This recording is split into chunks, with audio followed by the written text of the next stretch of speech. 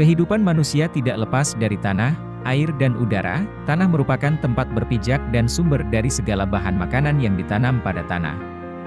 Udara, oksigen, digunakan untuk bernafas dan bersama-sama darah mengalir dengan dipompa jantung menuju paru-paru dan seluruh tubuh untuk mensuplai zat-zat yang dibutuhkan oleh manusia. Sekitar 3/4 bagian dari tubuh kita terdiri dari air dan tidak seorang pun dapat bertahan hidup lebih dari 4-5 hari tanpa minum air. Selain itu, air juga dipergunakan untuk memasak, mencuci, mandi, dan membersihkan kotoran yang ada di sekitar rumah. Air juga digunakan untuk keperluan industri, pertanian, peternakan, perkebunan, pemadam kebakaran, tempat rekreasi, rumah makan, hotel, transportasi, dan berbagai keperluan lainnya. Penyakit-penyakit yang menyerang manusia dapat juga ditularkan dan disebarkan melalui air. Kondisi tersebut tentunya dapat menimbulkan wabah penyakit di mana-mana.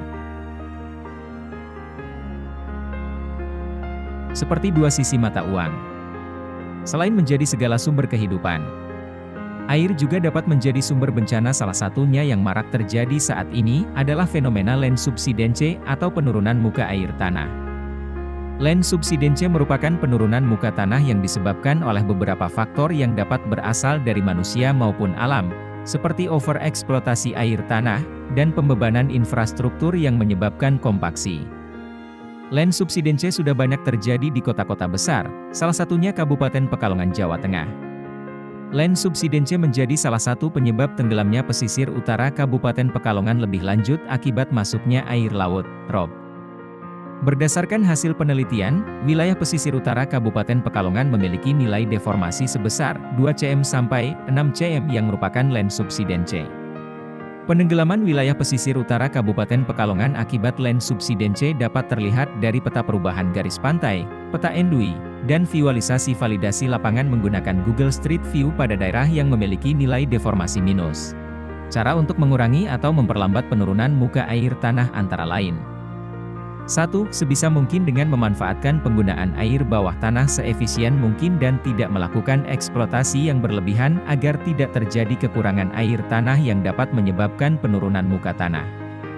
Membuat sumur resapan. Sumur resapan merupakan metode pengolahan air tanah dengan cara membuat lubang pada permukaan tanah dengan tujuan untuk menampung air hujan kemudian dialirkan ke tanah agar air di dalam tanah tetap terjaga.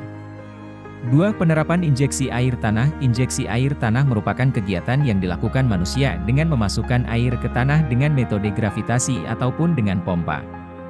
Dengan menerapkan prinsip ini maka diharapkan dapat menjaga ketersediaan air di tanah agar tidak terjadi penurunan muka tanah. 3. Menerapkan prinsip rainwater harvesting. Rainwater harvesting adalah metode yang digunakan dengan tujuan untuk mengumpulkan air yang berasal dari air hujan yang turun untuk dimanfaatkan dan diolah kembali menjadi air bersih layak pakai. 4. Penerapan ruang terbuka hijau. Penerapan ruang terbuka hijau ini diharapkan dapat mencegah terjadinya banjir dan dapat meningkatkan efisiensi dari air tanah. Selain itu diharapkan dapat memberikan ruang interaksi sosial bagi masyarakat. Air, meskipun menjadi sumber kehidupan, juga dapat menyebabkan bencana seperti land subsidence. Oleh karena itu, langkah-langkah seperti penggunaan efisien air bawah tanah, injeksi air tanah, rainwater harvesting, dan penerapan ruang terbuka hijau dapat membantu memperlambat penurunan muka air tanah. Dengan mengambil tindakan yang tepat, kita dapat menjaga keseimbangan dan keberlanjutan sumber daya alam yang vital bagi kehidupan manusia. Mari kita bergandengan tangan dalam menjaga dan melestarikan tanah, air, dan udara, serta merawat bumi yang menjadi rumah kita bersama. Semoga video kali dapat bermanfaat untuk edukasi kita bersama.